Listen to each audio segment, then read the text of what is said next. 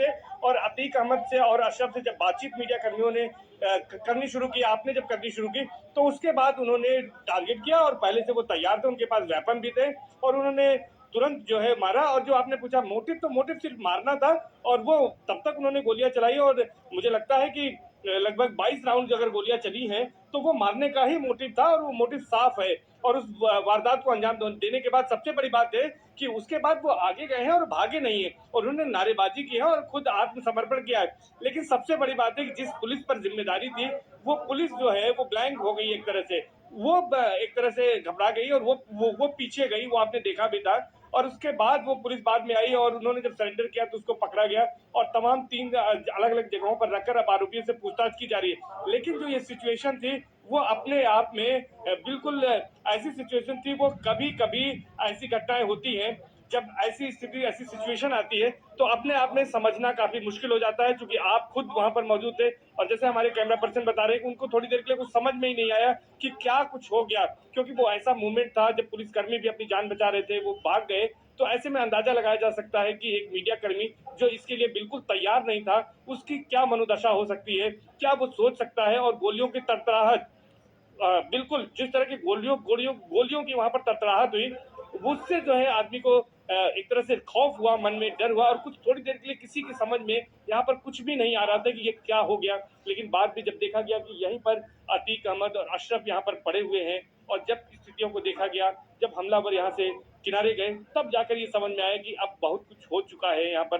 अतीक अहमद और अशरफ दोनों इस दुनिया में नहीं है, ये बात पता चली। और उसके बाद यहाँ पर तब पुलिसकर्मी आए, आरोपी को जी जब सवाल हम पूछ रहे थे, मैं सवाल पूछा था और आपका कैमरा चल रहा था जी, एक फायर, दो फायर और तनातन फायरिंग चालू हुई।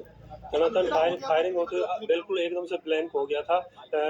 मुझे तो ऐसा लगा कि पता नहीं पीछे से या कान के यहाँ से कुछ ऐसा हुआ है। तो बिल्कुल। और आप तो बिल्कुल ही नज़दीक थे, बिल्कुल माइक बिल्कुल लगा हुआ था और नहीं समझ ही नहीं आ रहा था हुआ क्या। बाद में पता लगा तो ये हुआ कि सारे के सारे लोग यहाँ से भाग चुके थे। तब तक तो हमें यही अंदाजा नहीं था हुआ क्या। उसके बाद सभी लोग और साथ ही साथ अनिल को हमारी एडिटोरियल टीम की ओर से बड़ा गर्व है मैं आज कि आप वहां पर डटकर, जो परिस्थितियां थी उसमें चुनौती बहुत थी, जान भी जा सकती थी क्योंकि फायरिंग लगातार हो रही थी, आप दोनों ने साहस का परिचय दिया है, हमें गर्व है, आप पर सलूट करते हैं अमित गंजू आपको और साथ ही साथ अनिल और सर्वेश दुबे को। आपने डटकर मुकाबला किया है, उस चुनौती का सामना किया है जिसको करना हर किसी के बस की बात नहीं होती है। आप अनिल को भी हमारी एडिटोरियल टीम की तरफ से बहुत बहुत बधाई दे रहे हैं, आपको गर्व है आज हमें आप पर। देखिए अनुपम जी, एंटायर टीम वर्क है, इसमें आप भी हैं बधाई के पात्र। एक एक नफर, एक एक शख्स, एक एक व्यक्ति, हमारे संपादक, हमारे सीनियर एडिटर, हमारे रेजिडेंट एडिटर, हमारे पॉलिटिकल एडिटर, हमारे लखनऊ के एडिटर, एक एक टीम, सर्वेश जी के कैमरामैन और इसके बाद अनिल, हम सब टीम वर्क होता है एक आदमी के पास। लेकिन जो स्थिति आज मैंने देखी अपने 27 साल के करियर में, इतनी एक साथ फायरिंग, उतनी नजदीक से 2.5 या 3 फुट, मैं भागा नहीं, मेरा माइक यहाँ पर और उसके बाद मैं